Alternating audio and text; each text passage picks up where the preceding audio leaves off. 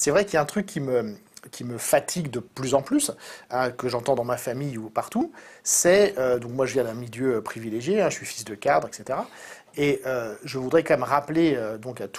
mes cousins, mes cousines, à certains oncles et tantes, etc., qui vivent très très bien,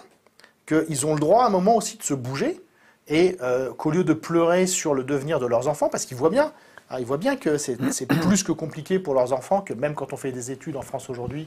ça devient déjà compliqué de faire des études. Ils voient bien l'état de nos universités, ils voient bien que leurs enfants n'arrivent pas à se loger, ils voient bien, et pas du tout que en Île-de-France, ils voient bien que même s'ils décrochent un boulot, ils ne pourront pas vivre normalement. C'est devenu normal maintenant dans les familles françaises, même quand on est dans mon milieu bourgeois, d'enfants diplômés, de ne pas pouvoir avoir un logement assez grand si jamais on souhaite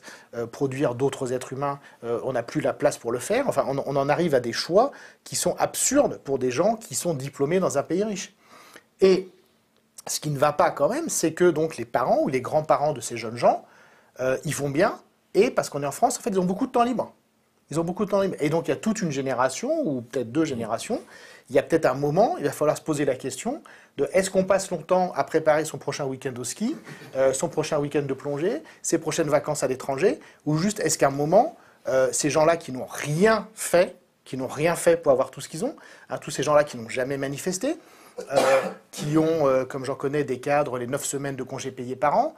qui ont malgré tout la Sécu pour la santé, qui n'ont rien fait pour tout ça, éventuellement peut-être un petit bulletin tous les 5 ans, un petit peu à gauche, etc., au maximum. Est-ce que ces gens-là, ils ne peuvent pas à un moment se dire, je vois que tout ça est en train de disparaître, mais je suis quand même encore dans une démocratie, j'ai plein de temps libre, j'ai de l'argent,